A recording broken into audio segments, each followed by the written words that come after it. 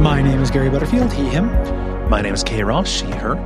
And you're listening to Watch Out for Fireballs. It is a Games Club podcast. And this week we are talking about Mouthwashing, which is a horror walking sim developed by Wrong Organ and published by Critical Reflex for the PC in 2024. Yeah, welcome to October. Yeah. This little shit's at it again. Time for terror. This little shit? What little shit? Yeah. Just the we're at our little horde, little shits where we're gonna little goblins, ghouls, coming at you. Yeah, just generally little shits all about. Yeah, little shits all over the shop. Yeah, coming at you. Mm-hmm. As always, all of October is going to be horror games. Mm-hmm. And so this one, Mouthwashing, this is a story about the crew of a freighter spaceship that crashes and their efforts to survive over the course of the following months. Yes. It is a nonlinear story. You jump around in time, centered kind of around before and after this crash. And we control two point of view characters, the captain and the first mate. Mm-hmm. Doing this a little bit early on, I think. Yep. This is your offboarding point for spoilers. There's not a mechanical. I feel like you and I have only talked about this a little bit. Yeah. I feel like almost everything in this game that's mechanical is pretty detrimental. Yeah. Where there's not a whole lot we can talk about without spoilers. Mm-hmm. It's a game that lives and dies in its story and how it tells its story, both of which you would be served not to have spoiled for you. Yeah. I don't know how often people listen to WAFs, before they've decided if they're going to play. As part of their shopping process. Yeah, as a shopping process thing. Like, we're not a consumer report. So if you're considering it, now is the time to decide and to play it first. Yeah. It's like the length of a movie. It's a 1 or 2 sitting game. I did one sitting. Mm-hmm. It's good. Yeah. It's a cool story. It's good. It's one of the better horror games to come out last year in 2024, right? Yeah. Like, if you like a movie length walking sim, roughly like long movie, but like a movie length walking sim, it's good. It's a good version of those. I think you would like it. Yeah. It's up there with Devotion while not being better than it, in my opinion. I like it a little bit less than Devotion, and we'll get into why. Yeah. And stuff. Yeah. Devotion hit my heart stronger than this did. 100%. Yeah. Yeah. Like, and that just might be because it's in my Q zone. As a thing. We'll get into it. Yeah. But I don't want to spoil anything for anybody. This is a game. I'm very happy I managed to go in this without knowing anything about it. And that's kind of surprising with its fandom. Don't know anything about this if you can help it. Yeah.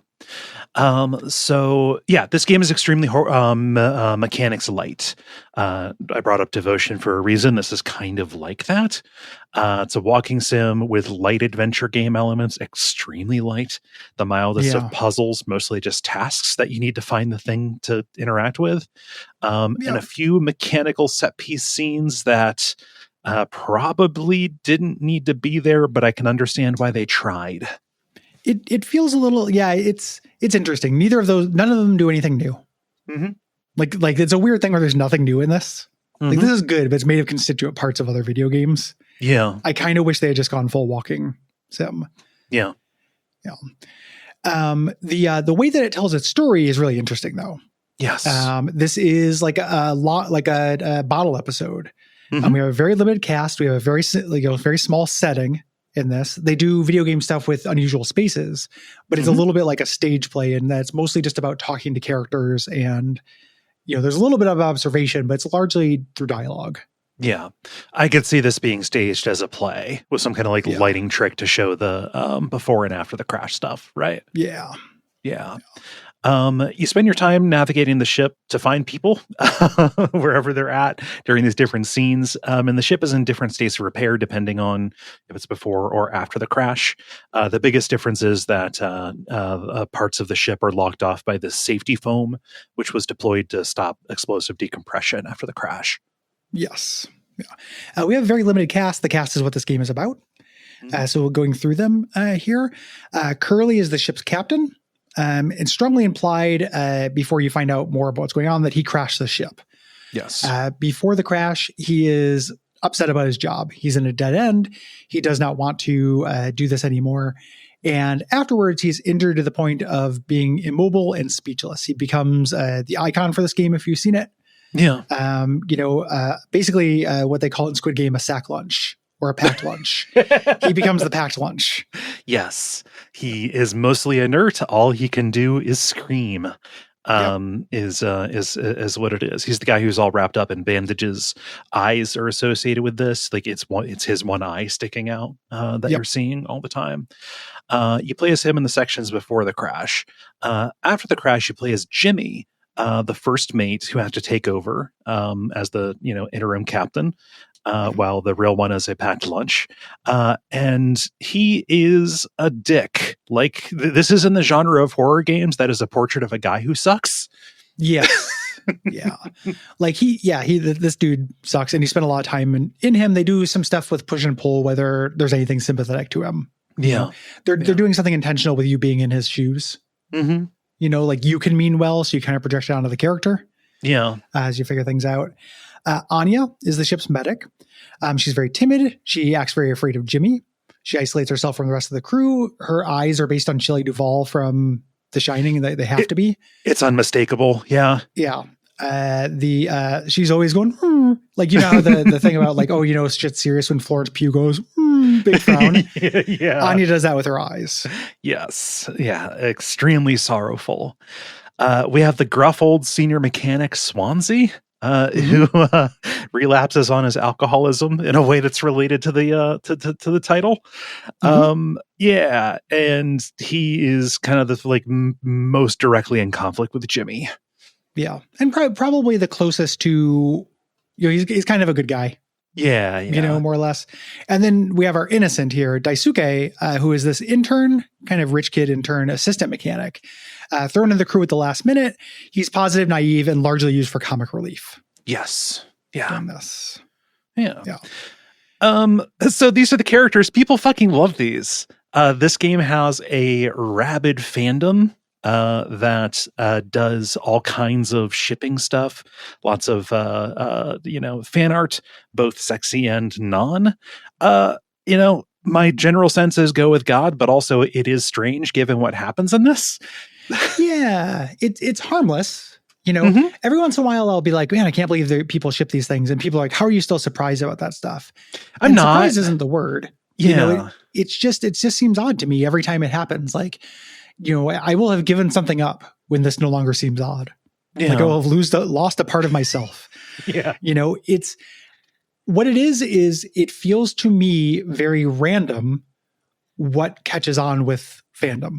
Yes. It's not that this is a bad story or that these are bad characters. Mm-hmm. It tells its very sad story pretty well. The idea of choosing these characters to be in my headcanon, they had this kind of relationship and played this game together before the crash, or they might have dated before the crash, or maybe this character had a crush on this one before the crash. Mm-hmm. Things that there's nothing in the text. I'm not surprised that happens. I'm surprised where it happens. Yes. This kind of in the lo-fi horror game scene, this kind of became the Hades. Yes. It's got huge Hades energy in a fandom. if you go to Fangamer, there's a bunch of toys and stuff about this. If you look at cosplay, tons of people cosplay as the characters. The Reddit is all I know there's nothing in the text that says this character is gay, but what if they were? Because I would like to date this character. And it's just very strange to me because there's very little text and the things that happen to these characters are very serious. Yes. Like the text that is there is good, but we don't get a whole lot of these characters' interior lives. Yeah. They're not really well developed. So I don't understand how that happens. It's interesting to me. Yeah. I only bring it up because, like, if you know about this game, it is either because you are already into this kind of horror game and it popped up on all kinds of lists and stuff, or you're aware of it because you saw a bunch of stuff that is fan art or fan depictions of it, and you looked up and found, oh, it's about this game, right? Yes. It's a part of the story of this game, just like, the drama around it became a part of it. You don't have to know about that. I'm literally just bringing it up because fucking everything is this now. Just understand that it involves Asmongold and Grums and whether or not people are too woke. Okay. I have no idea. I missed that. I think that happened while I was online, but I missed that completely. Yeah. Which is good. And fine, neither of those people are worth listening to. They're unserious. Yeah, you don't need to know about it. Yeah. Trying to imagine either of those people having an opinion that's like worth anything. Like it's just like, oh yeah, no, that's worth considering. Nah. Yeah. They're not serious. Nope. The not serious people. So yeah, it's just weird. I had the moment, I've talked about this before. One of my favorite things to do in life is when I finish a game and I go online and like let the floodgates open. Yeah. So I look up and I'm always curious, like, was there stuff that I missed?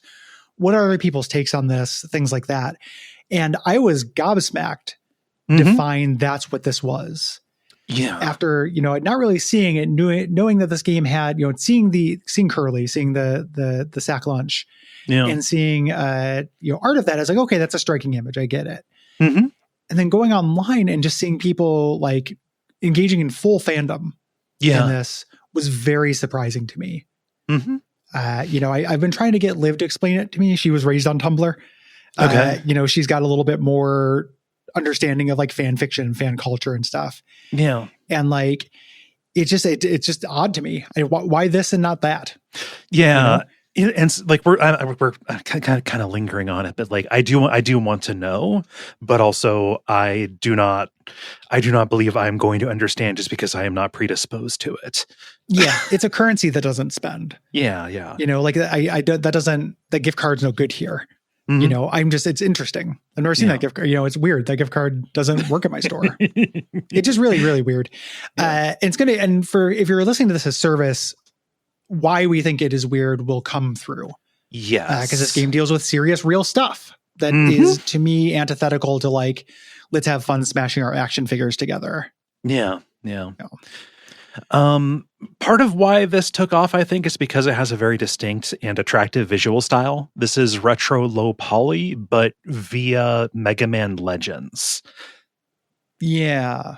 It's a PS1 era kind of thing with aesthetics around it that are kind of cassette futurism kind of thing, like almost like vaporwavy, distorted images, VHS hiss, things like that in terms of like scene transitions and such. That. Music and sound design is good in this, really like kind of spacey pads and synths for this. Makes you tense at the right moments. Yeah. When need be. The thing that's cool about this is that it is a well-written story. Yeah.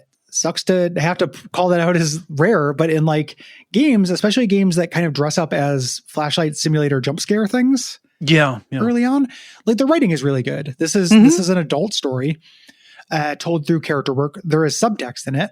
Yep. Like there's an interesting mystery to this. The way it mets out information and everything is literary. It's not high. I'm not saying it's like the highest thing in the world, right? Like somebody's gonna be like, oh, like this. Have you read Murakami? Or I don't know. It's not like that. But for a video game, we're batting well above our weight class for the genre, I think.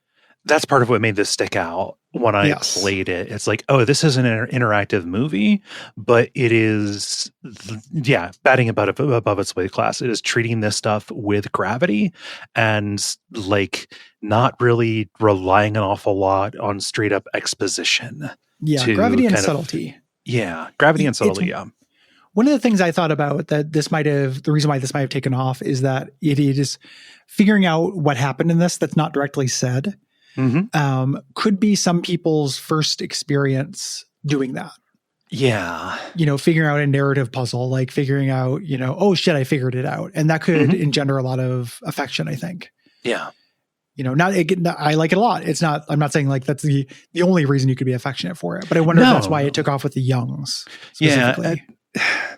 And like, I had that experience with Silent Hill 1.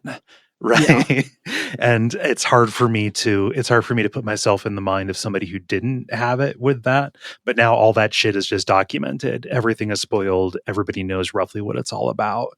Here is something, that's, probably that. I think that's a good point. Yeah, that's what it feels a little bit like to me. We eventually go into the realm zone. A whole lot of realms in this thing at the end. Yeah. To me, this wears out its welcome a little bit. It's what edges out devotion for me. Yeah. Like basically, or edges devotion ahead of it. We'll talk about it when we get there. I think some of that is good. I think some of it wears out its welcome a little bit. Yeah. It's kind of a shotgun approach. Yeah. A little hat on a hat. And then a hat, and then a hat, and the hat. Some of the hats are good. And now we're playing Hattress. Yep. So nobody wants that. Nobody's happy that. We're here. Let's see Paginov, what defense? And it just quit trying to make Bombtress happen, Alexei. Yeah. So the studio, Wrong Organ, they're based out of Sweden. They shipped one game prior to this in 2022, which is another horror game. It's called How Fish is Made. I've not played that. That is probably going to be a good one weekend stream. Oh, I never promote this, but I want to say this on Horror Month. I stream horror games every weekend on Friday and Saturday at 8 p.m. Eastern, twitch.tv/Duckfeed.tv. I sometimes promote it, but I want people to know, because if you're interested in this shit, a lot of it is stuff that I've streamed. That's true. Yeah. That's Sorry, true. I don't want to make it all a thing, but I'll eventually do How Fish is Made. So the company Wrong Organ, they sat down and they come up with their next game after doing How Fish is Made, that's got a great How is Babby Formed kind of cadence to it. And they're inspired by their experience working on other projects where things had gone very wrong. Yeah. Everyone, is in various stages of denial about that and coping around whether or not things could be fixed. Yes. There's a major theme in this. The inspirations for this in terms of setting and everything are really clear. We're in a spacer, working class space stuff. So Alien, Event Horizon. There's also a little bit of The Shining in here, a little bit of Sunshine. Yeah. A thing made up of its constituent parts, right? Yes. Yeah. Visual style, pretty clear. This is a movement that's been here for a long time, not going to go away. The low poly horror thing. They specifically cite the games of Puppet Combo, kind of one of the first major players in this aesthetic back in the mid-10s. We know about some plans are abandoned for this. They had a 6th crew member. That was cut because they couldn't be used well thematically. They got rid of Swansea's dog because that would be too much. Glad, didn't need that to happen. Nope. This game got positive buzz right from the beginning. First with its announcement, and then a really good showing at Steam Next Fest with the demo in 2024, early 2024. And this is really well loved. Glowing reviews from critics and fans, Metacritic 88, Steam review 96%. Huge, well-established fan base, tons of merch available. We're in the t-shirt zone. If you want a t-shirt of this, you get the t-shirt. If you want a t-shirt of this man who is horribly burned, I think there are at least 5 of them. There's so many of them. Yeah. It's and it's it kind of reminds me, Crow Country did that a little bit as well. A little bit, also took off because it had cute designs and stuff. Had a similar kind of thing, but less emotional, less character investment. Right. Yeah. We don't know what the studio is doing next. I'll be paying attention. Yeah. Curious. This is definitely, and I'm curious about their first game as well. These people can write. They can.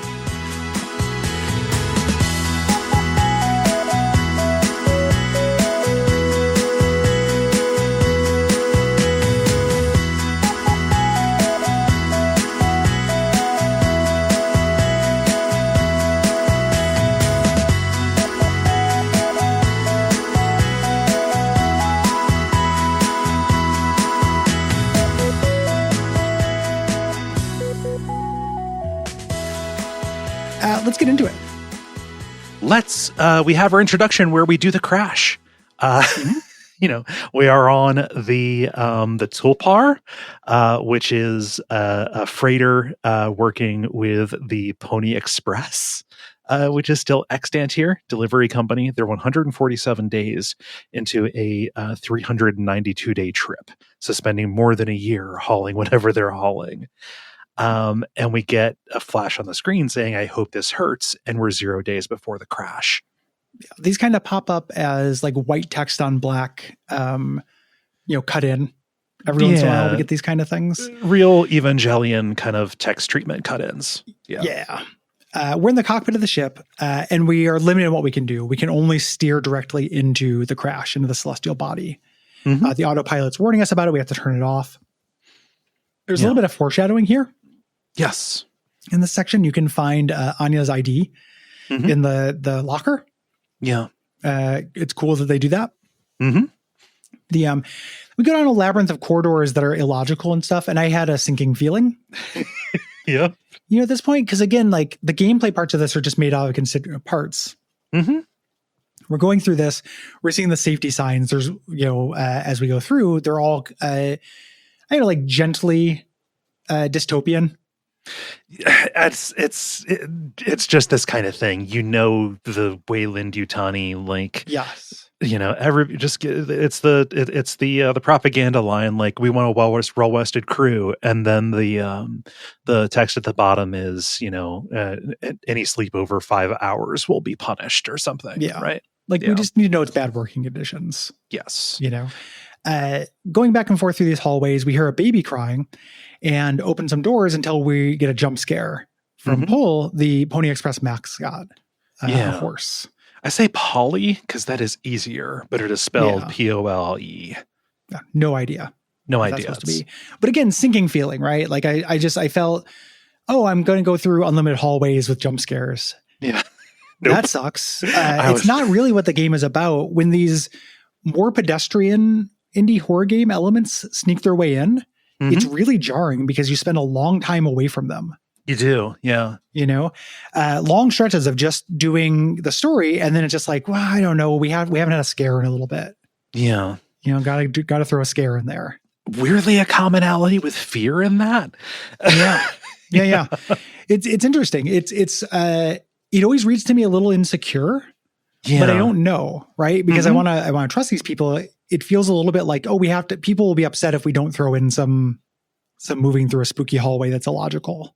Yeah. I wonder if they're just trying to communicate that the person who did the crash is not in their right state of mind, crashing intentionally is a sign you're not in your right state of mind. Yeah, I kind of understood. And it's a mystery already. Like, doing that is so weird. Yeah. I didn't, again, hat on a hat is kind of, if I had to sum up anything that makes this less than like an A+ to me, it's all hat on hat stuff. Yeah. It's not a whole lot of things it does wrong. It's a lot of things it underlines too many times. Yes. I would say. Yeah. We're now 2 months after the crash. We're going to jump all around, and we're playing as Jimmy. Jimmy wants to break into the cargo hold to see if there's anything that can be used to help everyone survive. Yeah. And Swansea says, we set up this conflict immediately, says, they take that stuff really seriously. Not getting paid is going to be worse than dying. Like, we will lose our money from this. Yeah. But Jimmy is the captain, so he's going to figure out how to do this. They can't get in with an axe. There's an axe in play. You've got to go and get the captain's code scanner. He says, "Hey, for better or worse, I'm captain now." This is like a black light that will reveal some numbers that you can use to like enter different devices. Yep, going to be your primary inventory item for most of the game. Also has a tiny flashlight on it, kind of shines a little bit of light. We're in a lounge, and this is decked out with all of the propaganda. As I mentioned, it has a talking Pole statue here, and everyone's sleeping here. There's an emergency foam everywhere. There are pallets everywhere. There's a huge screen with a picture of a sunset. Very sunshine, very dystopian. Yeah. Casting a light on this, making everything like all orange. And Daisuke says, like, "Hey, maybe we'll make the news when we're rescued." And we talk about like how much time we have left. Like, we have less food than air. We have 4 months of air. So we're going to have to figure out how to stretch this.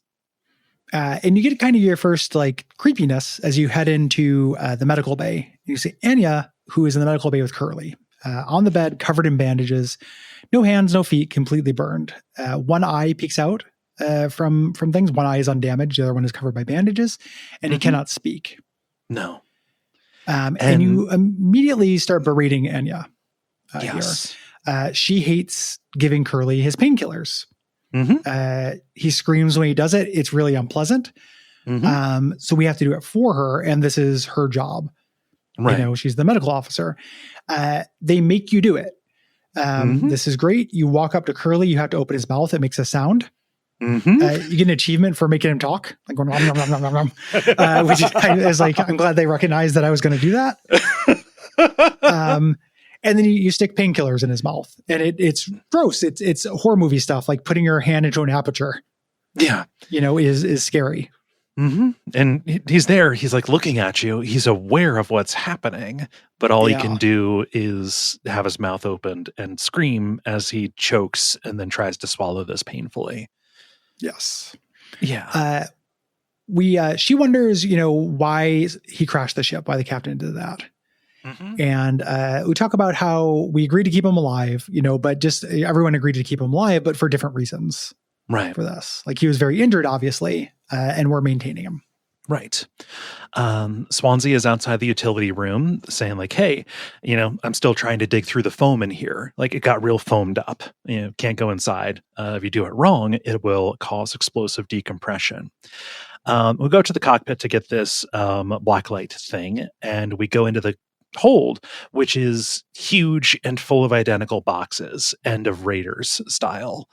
Yes. Yeah. So we've got a lot of boxes of something. And the game does a trick here where the game looks like it freezes when it cuts between time. The first time this happened, you know, I was like, oh, the game crashed. Once you realize it's happening, I think it's actually a cool trick. It's very cool. For jumping through time. Yeah. We're going to jump before the time, back to 7 days before the crash. Now we're playing as Curly. Yes. Curly is finishing his psych eval with Anya. And Anya asks if he can give the one to Jimmy. For that. She doesn't want to give it to Jimmy. And he kind of fucks with her. She says something about how he is sexually excited by Pole. The thing they kind of joke back and forth here. Yeah. But Jimmy is just constantly complains about needing to take these things. Right. Yes. So you find him, he's in the utility room. This is the first time you get a chance to see him. He looks kind of like, do you remember the old Something Awful Forums user Barnacle Jim, the guy with the long face? He does look a little bit like Barnacle Jim. Yeah. Yeah. If you've been waiting for the Shining Barnacle Jim crossover fic, this is it. Yep. Yeah. And whoever Swansea, I guess Swansea looks a little bit like Chief Irons. Kinda. Swansea, you know, I look at him and all I can see is the more butch of the gay guys from Mission Hill. Sure. Yeah. A little bit. So he's, you know, we talked to him, as we mentioned, he's using an axe to break Daisuke out of some emergency foam. He triggered this while trying to fix this vent that's been collapsed. They have this sparking vent. A Chekhov's vent. Yeah. It's all like crushed inside. So Jimmy meets us in the cockpit, and like the hallways are stretching forever as we're headed there. We're playing as Curly here, and you kind of fall into this endless field of blood, and you run as the sun rises, and like all these ladders pop up and warning sirens. Curly's not doing great. Yeah, it's neat looking. Yeah. When you reach the cockpit, Jimmy does not want to take the eval. And you kind of talk about your past. You get a sense of their relationship. Yeah. You know, he's adjusting to being a co-pilot. He struggled on Earth. Curly is struggling with feeling like this is all he'll ever be. Yeah. You know, just good enough. Like he's peaked. He's at the top of the ladder. And they talk about this, you know, you're at the top of the ladder, you can start a new ladder, but you have to start at the bottom. Yes. You know, you don't know how high the ladder goes when you start it. No. And you end up stuck, you know, and Curly and Jimmy know each other going way back, right? Yes. Curly actually got Jimmy the job here. Yeah. They're friends, longtime friends. Yeah. We get a fax from corporate. It's bad news, but we don't get to read it. When we start to read it, I love that. We get a scrambled take responsibility flash on the screen, Evangelion thing. This is going to be a running flash on the screen. Yeah. So now we're back to 2 months after the crash. We see what's inside of the crates. After we get a little hallucination, there's a TV and we turn to a commercial for Dragon Breath mouthwash, all day fire fresh. Yes. That is what's inside of this. They are dedicating more than a year of their life to transport an ocean of mouthwash across space. Yep. And defective mouthwash that wouldn't work. Yep. It's mint flavored juice. Anya even says like, this is too sugary to use as a disinfectant. And Swansea goes, all right. And takes it and drinks it. He's off the wagon. It's 14% ethanol. So they have a whole hold full of very strong booze. Yes. He breaks his 14. Yeah. He takes his 14 years of sobriety and Anya breaks down. There is nothing here that is going to keep them alive except a bunch of sugar. Yep. It's no good. We cut over to 6 days before the crash. We're Curly. We go up the stairs to the lounge where we walk into a surprise birthday party. The crew gets one birthday party per trip. And it's your turn for this. So they kind of do everyone. And we do a little puzzle here where you have to make a cake using the pouches and the replicator thing. These are tedious. I don't like these. No. It's just do this a couple times. It's just survival horror, like item mixing, combining, except with an extra step. Yeah. With a recipe, you just have to do it. Super tasky. Yeah. And it's also, again, hat on a hat stuff. Like one of the things is that the crew can only make like an unflavored food.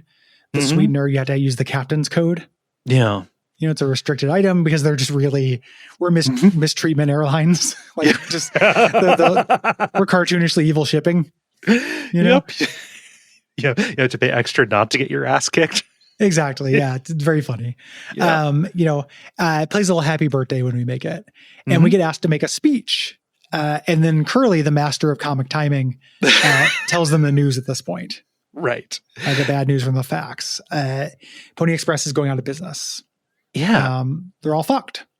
Yeah. All of them except Daisuke. Daisuke's parents are rich. But Swansea is old. Anya can't get into medical school. Jimmy just got here. He has nothing to go back to. And this is the last manned shipping company. Yes. And Jimmy, who we've had hints that is a piece of shit. Here's his first full hand reveal. Yeah. He's a piece of shit. He comes at Curly from this in a big bad way. Yes. You got what you wanted without the guilt.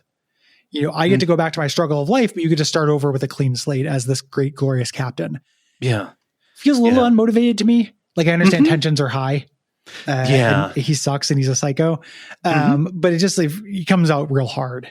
Yeah. And just what he says about Anya. Anya never got into medical school because, well, let's be real. Yeah. Yeah. And she's tried the test a bunch of times. Yeah. Like she's not quite getting there. And just says, you're just heading to a bigger and better place. Yeah. And Curly is rightfully says, like, I'm working on my life being a place I don't want to fucking escape. Yeah. Tensions are very high at this point. Yeah. We saw through the cake with a knife. He said, well, we might as well serve the cake. Yeah. We start doing that. Everyone, the mood is ruined. Now we're 3 months after the crash. We're Jimmy again. And we wake up to distant shouting. Anya and Swansea are in the cockpit, and Anya is crying like they've been having a really hard conversation. But that's not the yelling. The yelling is Curly. All he can do is scream. He hasn't had his painkillers because Anya hasn't done it. Yep. So she offers to do it, and we angrily say, we'll do it. Yeah. You're not, we'll just do your job. There are only a few of them left. And you can, when you look at him, you say, once these are gone, we'll have nothing to keep them quiet. Yeah. Very, it's a great situation. This idea of this just screaming sacked lunch. They just have pills to quiet it. Yeah. It's very horrific. Jimmy is talking to Curly at this point and says, I know what everyone is thinking, the way they look at me. What can I say? And even then, what would she do? And we don't know exactly what this is referring to yet, but we piece it out over the course of the game. Yeah. Jimmy is very angry at Curly. Yeah. And you give him the pills and the screen goes black and then you hear hitting. He's having this one-sided conversation with him, but also abusing him. Yeah. Abusing the sack lunch. Yeah.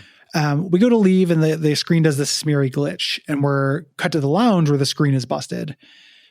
Curly sits at the table with cake. and he's burned, but he's talking now. Yeah. And he talks about how he wants to make his life something he doesn't want to run away from. You know, Yeah. sometimes winning, sometimes having, sometimes that means winning, sometimes it means having some awful cake with a friend. Yeah. You've got to go looking for a knife to cut this cake, and you find an axe embedded in the pilot seat's cockpit. And then your objective, you begin the little objectives at the top of your screen. The objective is feast. And when you go back, the screen in the lounge is a huge close up of an eye. And Curly is laying there where the cake was. And when you go to use the axe on it, the screen smears. Yeah. This always reminds me of the Next Generation episode with the mint peptide cake. Okay. With the dreams where Troy becomes a cake. I don't know if you've ever seen that, but it's great. It's weird. Okay. When you talked about this being possibly some people's first, decoding literature stuff, right? Like the axe is in the back of the captain's chair. Yeah. It's like literally been stabbed in the back here in this coma fantasy kind of thing. There's a lot of stuff like that in this. Yeah. Not knocking it. Like it's fine. It's just like I can imagine it having a huge impact the first time you notice that. Yeah. And you go back and suddenly the captain's the cake, the captain's chair. Like you get you get a sense of what's going on, even if it's just, an outline of something right now. Well, that, and also like, he stabbed him in the back. Yes. Just down to kind of real literal, this is what's going on. We cut to 4 months after the crash. We're still Jimmy. The front of the cargo hold is all raided now. There's all these mouthwash boxes around. Bottles everywhere. Everyone's drinking. Yeah. Swansea is in the lounge dancing with his axe. Yeah, that's great. Clearly having indulged the most. And he's saying like, Jimmy here, he's going to pull the plug on all of us. Right. You in a Vampire the Masquerade Bloodlines way, you can just watch him dance for a while. You can. It's pretty fun. He's really into it. He's moving. It's a good animation. He's boogieing. Something that is funny about this is there aren't walk cycles. In this, nobody moves when you're looking. And when somebody is following you, they creepy Watson. Yeah. His look back and they're just staring at you. Yeah. Anya is startled when we go to talk to her. She's thinking about drinking the mouthwash. She hasn't given it yet, but turns to this lack of painkillers. And she says, hey, not all the medicine was in my office. Some was in this locker that was foamed over. Maybe we can get some more. Yeah. So we ask Swansea about the axe. He's been very protective about the axe. And he turns around and plants it in the screen. We've already seen this in the future. Yeah. And he's kind of, again, flipping out and he's drunk. Yeah. We take the axe, we get the pills from this box, and Anya asks us to feed them to Curly again. These pills are a different pill. Yeah. These are paracetamol. Yeah. Yeah, basically aspirin. Yeah. Like this is a way worse pain reliever. Yeah. Through this. And Jimmy rants about all the things that he has to do, how everything is falling on him. He's ranting to Anya, and the objectives show up. Yeah. In the usual spot as he says all the things he's had to do. Like get the scanner, get the axe, get the, these things, they pop up as video game objectives. Yeah. So you go to feed Curly. The locker also had some isopropyl alcohol in it. I wondered, like, okay, can I try and put Curly out of his misery? Like, what will Jimmy say if I try that? You just can't use it. It doesn't pop up. Do you get a Chivo for it? No Chivos. At least not this time. Maybe I tried it when I streamed. I don't know. This is my second time playing this. Yeah. So, Jimmy complains to Curly about this responsibility, get a one-sided conversation. Our worst moments don't make us monsters, huh? You were a good captain, Curly, and you'll be one again. Very strong denial. Yep. And in this point, we're still thinking Curly crashed the ship. That's his worst moment. Now he's a monster. A little bit of misdirect. Yeah. We have cut over to Jimmy. It says 6 hours until judgment. We've entered into a new kind of time frame thing where you've locked yourself in the cockpit and Swansea is banging on the door for you to get out. Yeah. You have to try to bar the door. You you grab some rope from the captain's locker. Your inventory has a ball of static that is just called 3 question marks. And it says, my hands won't stop shaking, which I think is a fun little bit. You try and reinforce the door with a metal bar, and we try and use the rope on it, like to anchor it. Swansea breaks through the glass. Yeah, this is a good use of mechanics. I think subverting this adventure game puzzle, like you're picking up items to do this, but it's just for the narrative. It gets interrupted.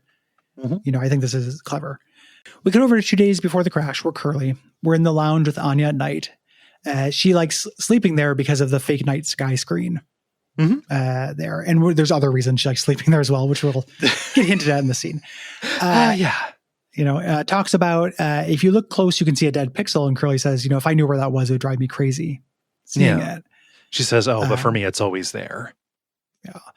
She says, how many days we have left on the trip? And it's 287 days, just less than 8 months. And we get an important clue to figuring out what happened here. She says, why does Pony Express put locks on the medical and cockpit doors, but nothing on the sleeping quarters? Yeah. For this. Curly's only response is safety. Yeah. And then things kind of glitch out. And if you're astute, you can pretty much put together at this point roughly what happens. Yeah. Her hearing like, okay, yeah, that's about 8 months. And then also the unlocked doors. Jimmy raped Jimmy her. sex assaulted her. Yeah, raped her. That's why the fandom of this seems weird to me. That there's like a bunch of shipping and stuff, because it's like, I don't know. I had not put the pregnancy together at this point. I was just thinking how long she has to stay on board with her rapist. Yeah. But why aren't there locks on the sleeping quarters? Just like, oof. That is rough. And Curly in this game is slightly more sympathetic than this game has two monsters in it. It's Jimmy and Curly. What the game is about, at least in part, is culpability. Here. Jimmy is most culpable, as we're going to find out. If you haven't figured it out, he's the one who crashed the ship. But he's also, a rapist. Like, he's a psychopath. Curly knew what happened. Yes.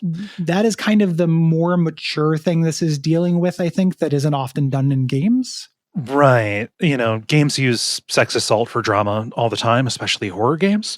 It's not the greatest thing. The fact that this goes one level beyond that and turns to like the complicity of people who knew and didn't take immediate action is what I think elevates this. It's that and the fact that we're in the aftermath of it. Yes. And exploring somebody who has to sit in the aftermath of that. That's a real thing that people have to do.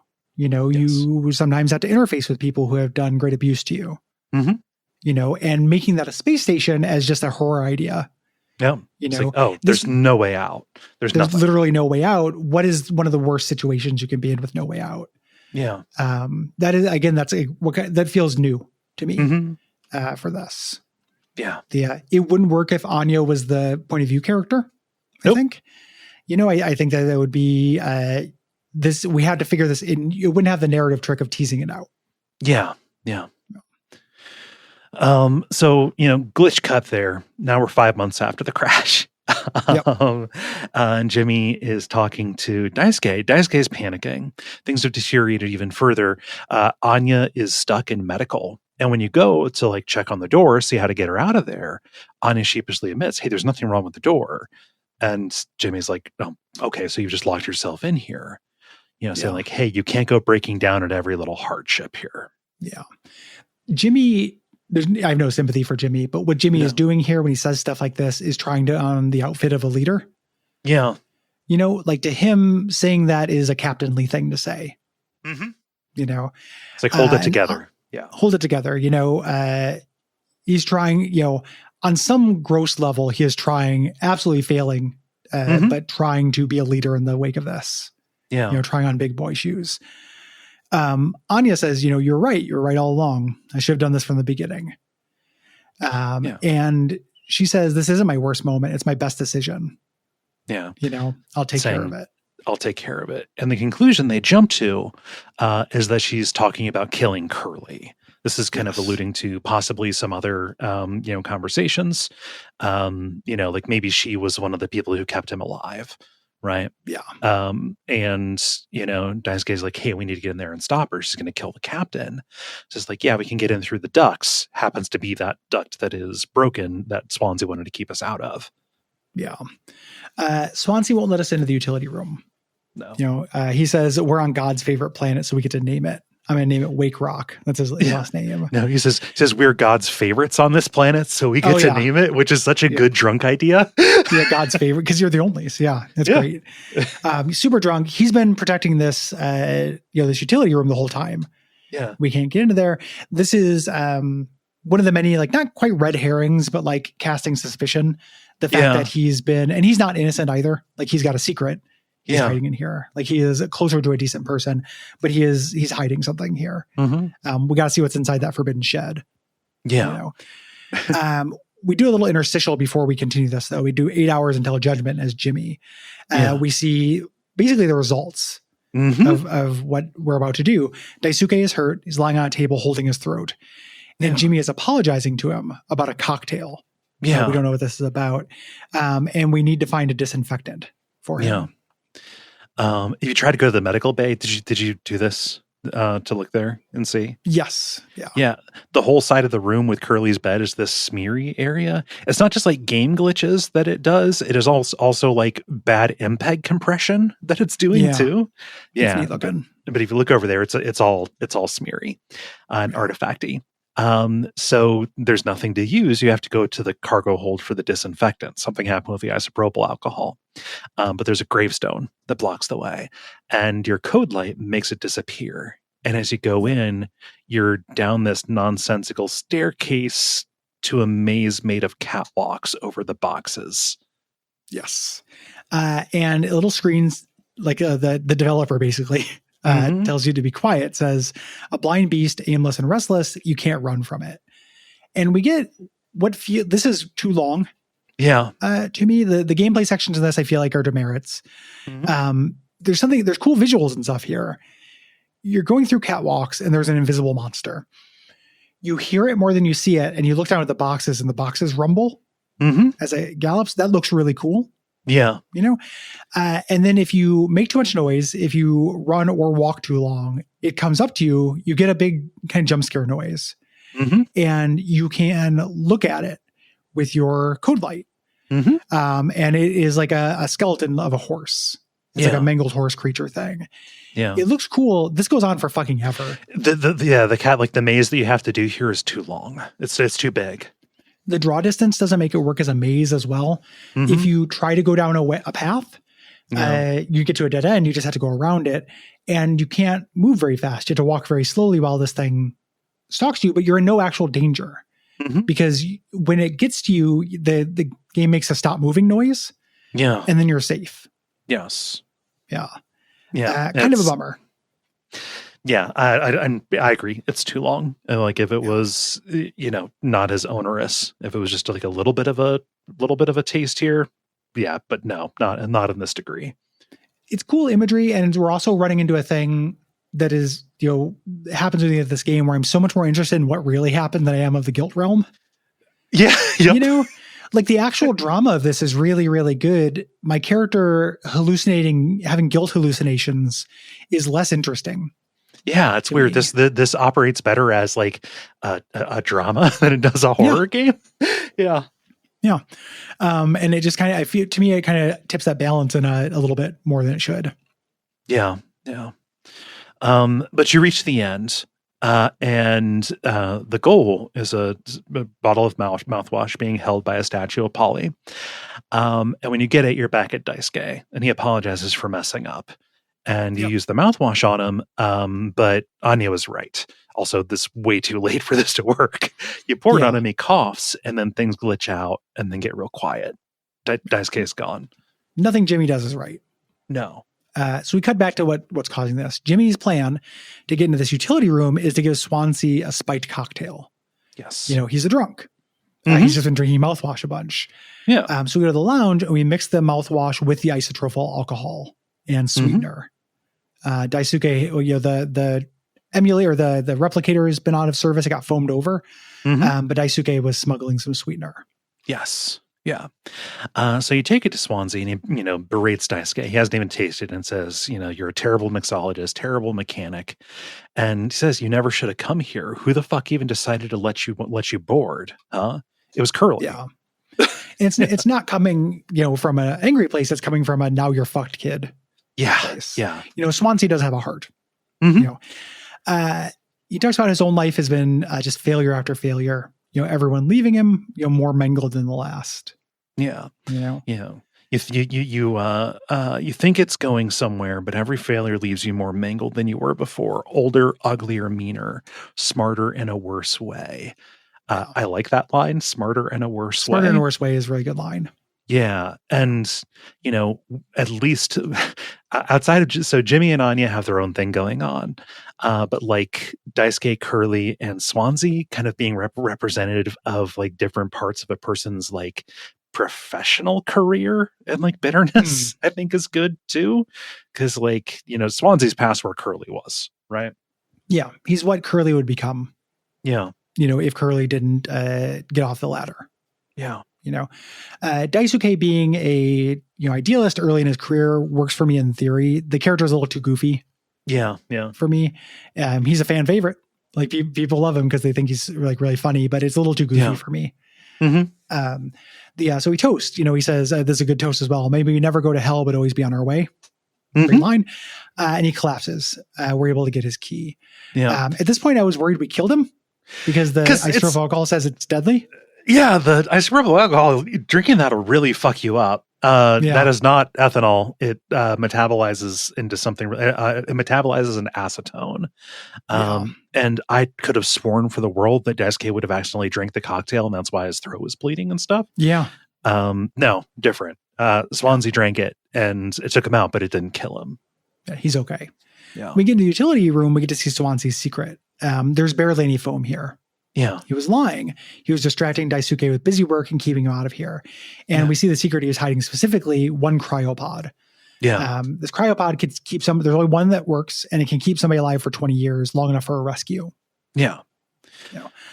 The vent is sparking. Like a G.I. Joe should pop out and tell us not to do this. Yeah.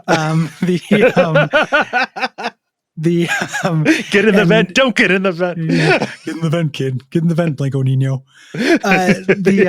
So Jimmy ends up goading Daisuke into doing it. Yeah. He's small enough to do it. It's very unsafe. He does it, and of course he gets hurt. There's electrical sparks in there. Yeah. He makes it to the medical room, but he gets really hurt. And we see Jimmy, responsibility king, Anya, what did you do? Yeah. For this? No, so this? I think it's Daisuke who says, Anya, what did you do? That's his reaction when he gets up there. Yeah. Got you. Yeah. We cut over to one day before the crash. We're Curly again. And we're searching for the ship's gun. Went missing. There. Yeah. It's good. It's missing. It's no good. We go to the cockpit, and Anya is there. She's doubled over. She never got psyche evals about herself. Right. And Curly says, you could have come to me if you were super stressed. I'd do anything. Not the case. And that's not true. Nope. Yeah. Yeah. He wants to protect his buddy. And she says, like, hey, I can't hurt myself. The gun's in a safety case. Only you can open it. But I hid the case. And she says, like, hey, listen, I'm pregnant. And Curly's confused. And she's like, Captain, I told you. But decides it's not worth it. She says, I knew you never gave me the gun to protect myself, so the least I could do is make sure that he never gets it either. Yeah. Very sad. This is where it's confirmed in the text that she told Curly about it, and he chose to do nothing. Easy to turn a blind eye. Yeah. Here. And those are around as well.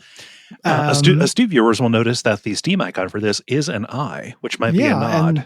And that Curly just stares at you with a big eye, and then ultimately every texture in the game turns into big eyes that are always staring at you. We cut over to 2 hours until judgment with Jimmy. Daisuke won't stop bleeding, and Swansea has the axe. Yeah.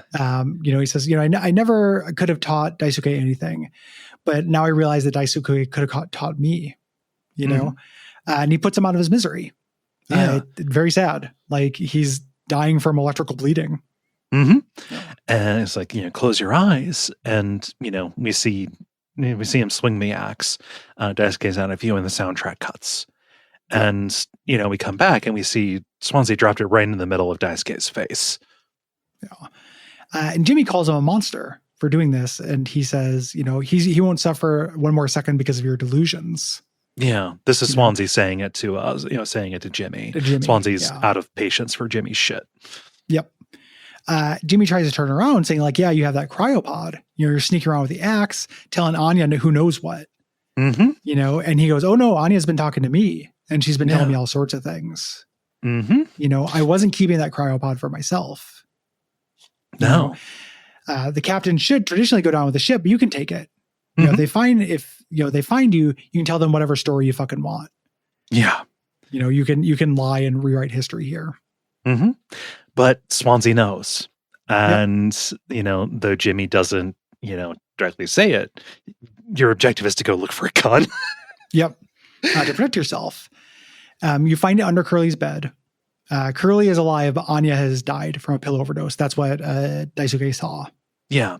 It's real gnarly. Like she's just kind of like propped up against against a divider, bottles of pills around her, vomit down her chin and chest. Yeah. Fandom, shipping. Yep. Yeah. He's like, boy, I know she's dead and just committed suicide and vomited, but can you imagine if she was gay? Holy shit, that'd be great. You could be in a relationship with her. She could be your wife. Like, what the hell? I do not understand the Youngs. It's so good that I don't have kids, and it's so good that I'm going to die in 30 years. There were people who went after fan artists who did art sexualizing her, actual I don't know, just being real rough about it. Yeah. But I also don't get it. It does not. It icks me. I'm sorry. Yeah, I just don't know why this. I'm been on this earth long enough to understand that sex assault and sex get wrapped up. People do that. There's you can have fantasies about all kinds of shit. Yeah. But fantasies specifically about a trauma victim is kind of new to me. Mm-hmm. And I understand it from I could fix her or I want her to have a good life. I wouldn't Jimmy her. And congratulations, Nobel Peace Prize for you. Yeah. But I wouldn't do that. But the sexualization is weird. It's a Mega Man Legends level poly character who always looks really, really sad, who has one of the saddest stories in games. Yeah. And it's just man, but can you imagine? Yeah. Scissoring her. It just felt, what the hell? Yeah. I do not understand it. I can see having affection for the character because I also am a victim of this kind of trauma. And here is a character, liking the character makes tons of sense to me. Romantically or sexually liking the character doesn't. Yes. Yeah. Yeah. So rough scene. Great moment here though. When you unlock the case and take the gun, Curly laughs. I love that. The first non-screaming, non-moaning sound he's made. Yeah, it's just laughter at all of this. Anya killed herself right in front of him. It's really bad. And when you open the door to leave, Swansea is there and he runs at you with his axe, screaming, "Jimmy!" Yeah, very good. And we cut before this. It seems like it's going to be a thing. We got to 0 days before the crash. We're playing as Curly. Anya's in the medical room. She says she told Jimmy about her pregnancy and she doesn't want him in her space anymore. Yeah. And Jimmy didn't respond. He just walked away. Yeah. You find Jimmy outside of the cockpit and he asks rhetorically, what happens when we get home? Yeah. He's committed this horrible crime. There will be evidence of it. His life is over if they ever get home. Yep. And he turns it around because that's Jimmy's flaw. Yeah. He goes, it's not just me, is it? You were the one who was supposed to have had everything under control. You said it yourself. This ship, this crew, that was your responsibility, Captain. That is what you'll be hearing for the rest of your life. Yeah. As though it was Curly's responsibility to stop him from doing the thing he did. Yeah. And again, Curly's not morally pure. He could have advocated for Anya. There's Briggs made for Jimmy's. Yep. Would have made a lot more sense. But him just saying we're equally responsible for this. That is, if you pay very close attention to this game, responsibility is a minor theme. One of the things is it yells it at you all the time. Yeah. Yeah. But this works on Curly. Curly's frozen at this because he does not want the confrontation with Jimmy. He's gormless. Yeah. He cannot advocate for himself or others. He is actually a very bad captain. Extremely. Everyone is talking about how good of a captain he is, but he has no agency at this shit. He's not taking control of anything. Yeah. No. So Jimmy says alternatively, this could be a tragedy and we could never be found, And this echoes a line from earlier from, when Curly was talking about being at the top of the ladder.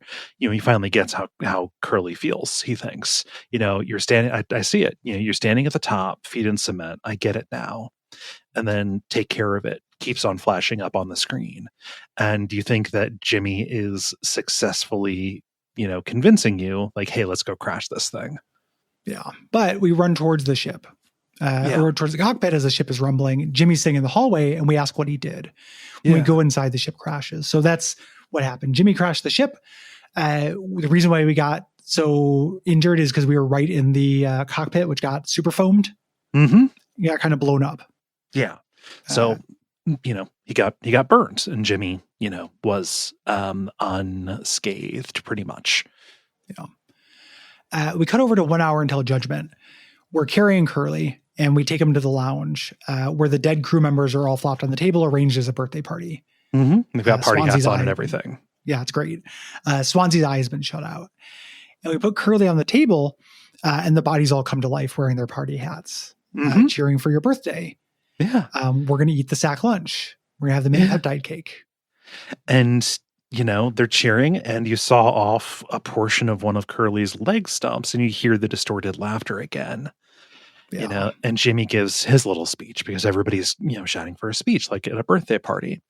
And, a lot of people struggle to put foods on their plate, but that wasn't enough, right, Captain? The lowest rung of your ladder is our highest until it was all swept from under your feet.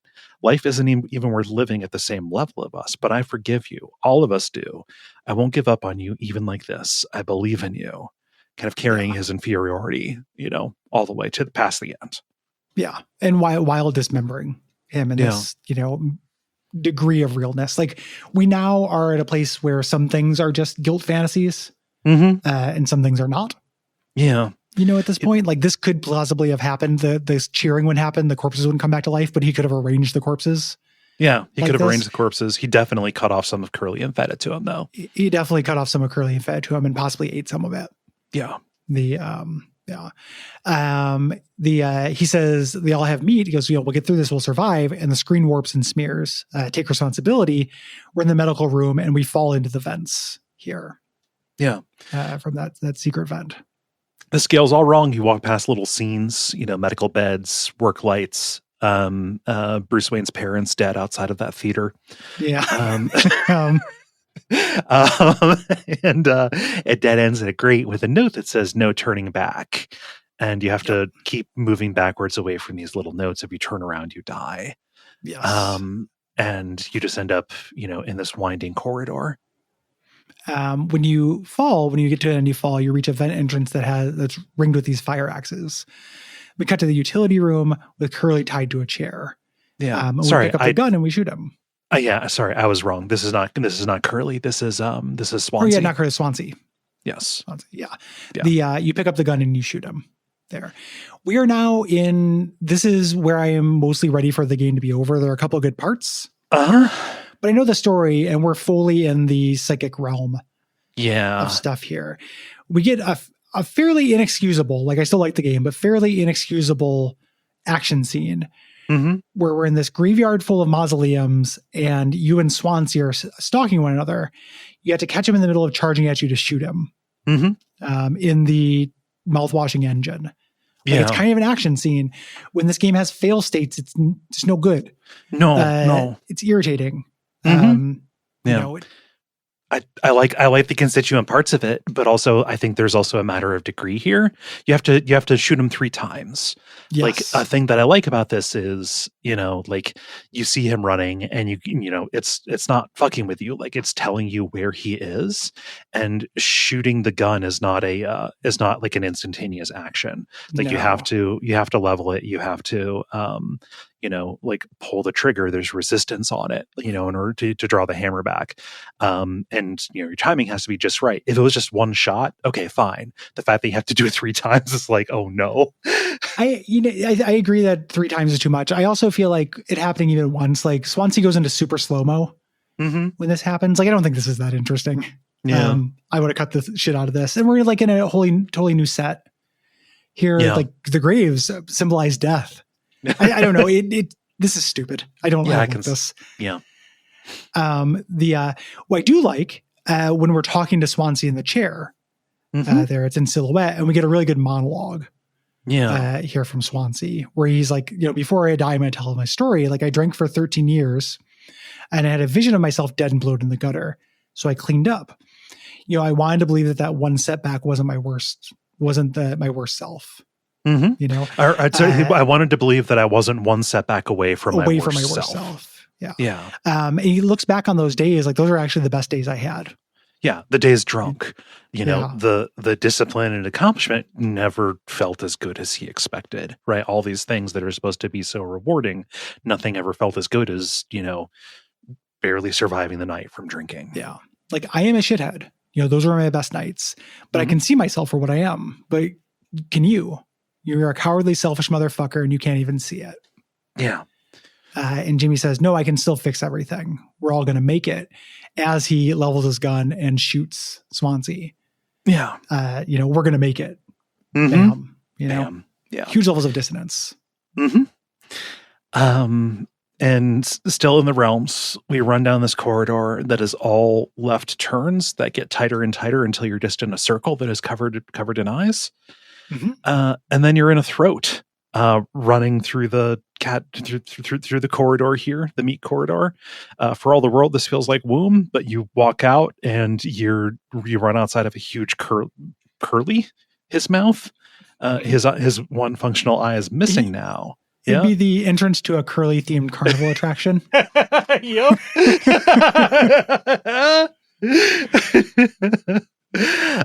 But you approach, Curly is kind of like affixed to a wall, and he's surrounded by these screens with like these valves and stuff.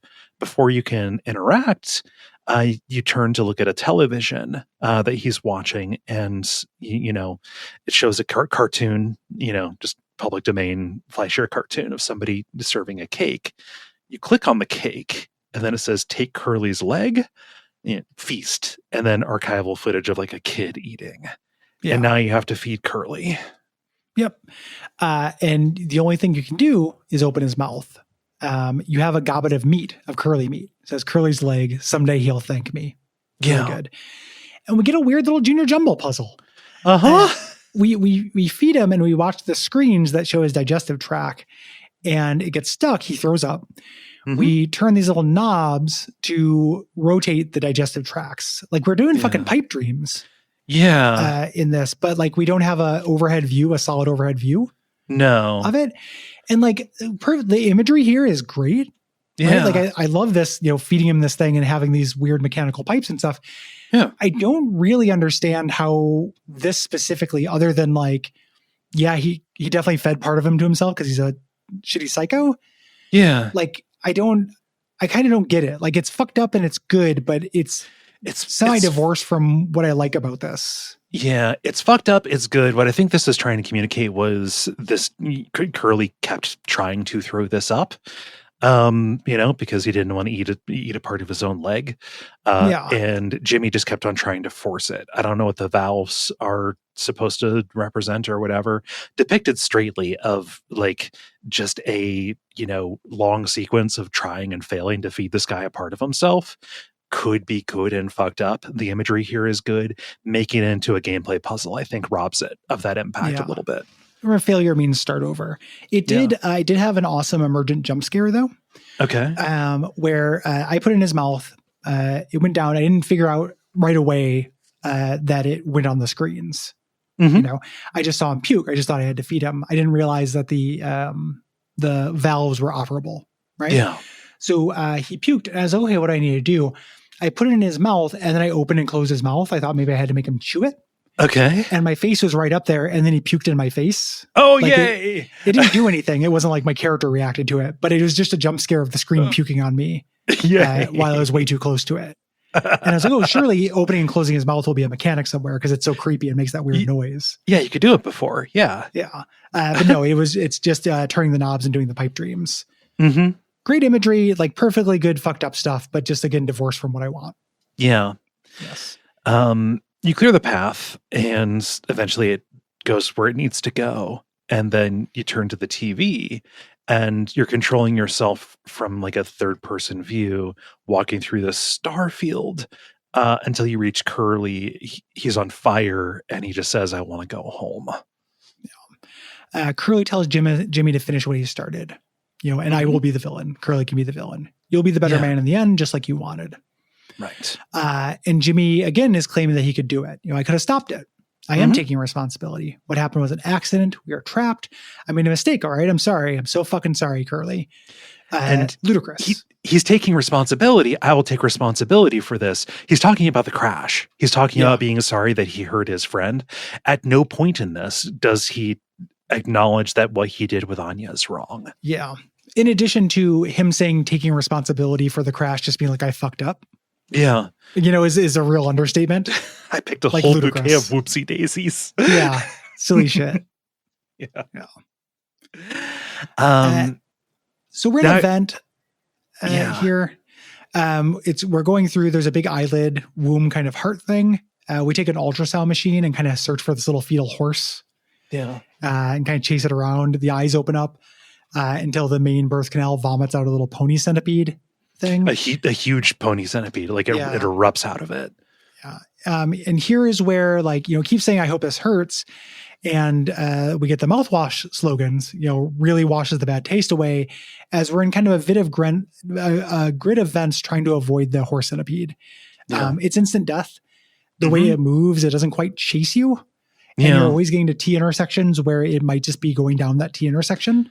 Yeah. I died a bunch here, and I'm like, you really didn't need to do this. No, I died a bunch, and I do not know how I ended it. I don't know what I did to succeed. Exactly. It feels arbitrary and stupid, and it's so hat on a hat.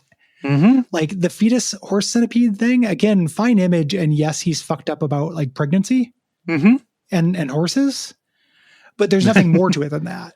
Yeah. Like so many hats on hats in this. Some of them are good hats, but like we're done. We finished it. Yeah. It's over. Yeah. So something that is weird about the, going all the way back to the Swansea fight. Like we already know that Jimmy shot Swansea. Like we kind of get the story of it and the story of cutting part of Curly off and feeding him like 2, maybe 3 times, except the second time told and by way of psychological horror realms. Yeah. And sometimes a shitty mini game. Yeah. Here's a shitty mini game and some psychological horror imagery. And like, I feel like you do one or the other, and I think the game is stronger at one of them than the other. Yeah. You avoid the centipede through, I don't know how, you get to this field of employee IDs, then you're climbing the staircase of avalanching empty mouthwash bottles. When you reach the mountain of the bottles, you can interact with the Polly statue on top of it, and the Polly statue mocks you. Great little detail of this. When Anya was set up, there's a Polly statue that's motion activated. When Anya started sleeping in the lounge, that's where she slept. Yeah. She was talking about how there weren't locks. She slept next to a motion activated statue, so she'd know she was being crept up on. And at a certain point, the thing is smashed up, but it is still making the, it is still like saying the warped slogans or whatever. Yeah. Still mocking Jimmy to him. Yes. Yeah. Also, when you're talking to the Polly statue, it speaks in that voice. Yes. In the very kind of like, squeaky, digitized kind of voice. It's the only voice dialogue in the game other than, the pre-recorded stuff from the statue. He's mocking Jimmy, and Jimmy says like, yeah, no, I can admit it. I finally, recognize Curly's the better man, and he says, we can both still make it. And he just says, I'm sorry. I'm sorry. I'm sorry. Yeah. Polly replies, wait a minute. If all that's true, why are you still concerned with him? Yeah. We got over to 0 hours before judgment. We pick up Curly from the lounge and carry him down the hallway into the utility room. And the objective says, go home. And we stick the sack lunch in the cryo chamber. We see this from Curly's point of view as Jimmy reassures Curly through the door. Yeah. Maybe admits, I know you got hurt, but no one can hurt you now. We fixed it. I fixed it. Yeah. Then he starts up the cryo freezing process, preserving the life of this person whose life is not really worth preserving for 20 years, to wake up probably to starve to death. And even if he is found, it's like, to what? Right. Yeah. Not the saying somebody who has, yeah, can't live a full life with medical help and everything like that, but it's a fucked up thing to do. It's a very fucked up thing to do. And also like, as a favor to someone, thank you for correcting me on that, because I didn't want to say like, oh, I don't have any hands or feet. This isn't, I can't talk, like whatever, right? But just like, like from Curly's point of view, having existed in this horrible pain, having gone through all of this to not have the release that Jimmy is going to get. Yeah. Right. In this situation. Yeah. It's a gesture. It's how the game is presenting it as well, as a hollow gesture for Jimmy.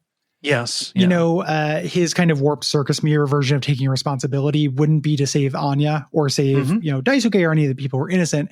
It'd be save his culprit, his co-conspirator in this, who he is horribly mutilated and autophaged. Yeah.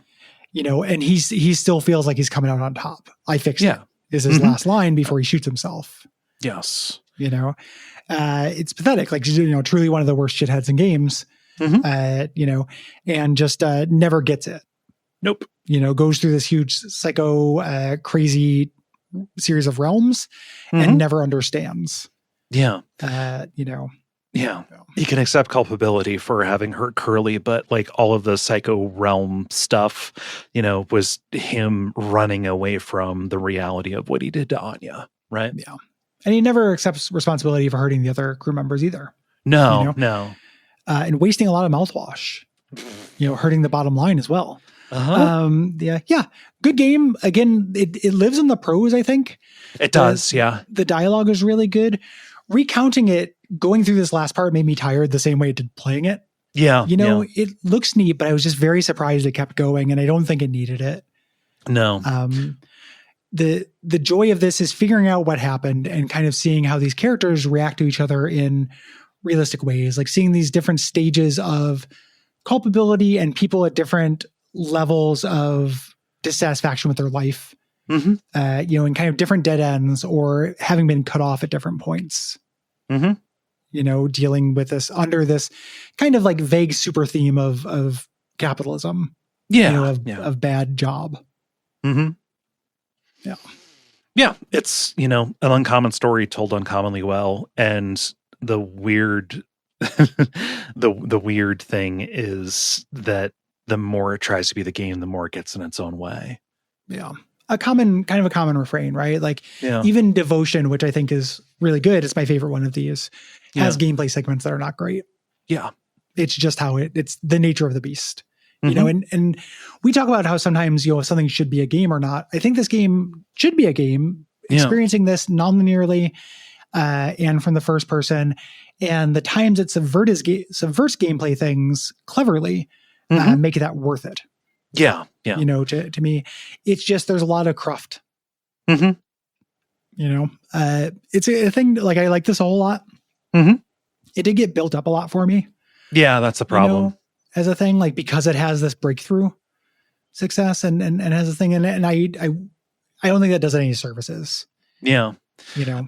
I went into this before it had that kind of like breakthrough fandom kind of thing. And it fucking blew me out of the water.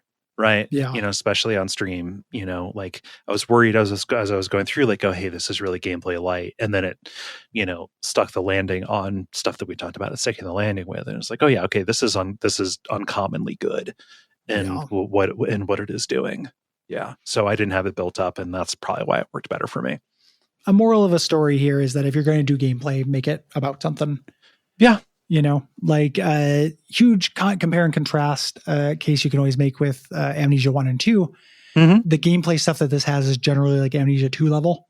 There's 3 things in a room, put them together. Yeah. We just want to delay you a little bit, as opposed to Amnesia 1 level where it's doing something. Yeah. But with great prose. Really good text. Yeah. Thanks everybody for listening. If you're listening to this and you're any kind of marginalized person and you have a project or product you'd like us to shout out, please send me an email at Gary@Duckfeed.tv.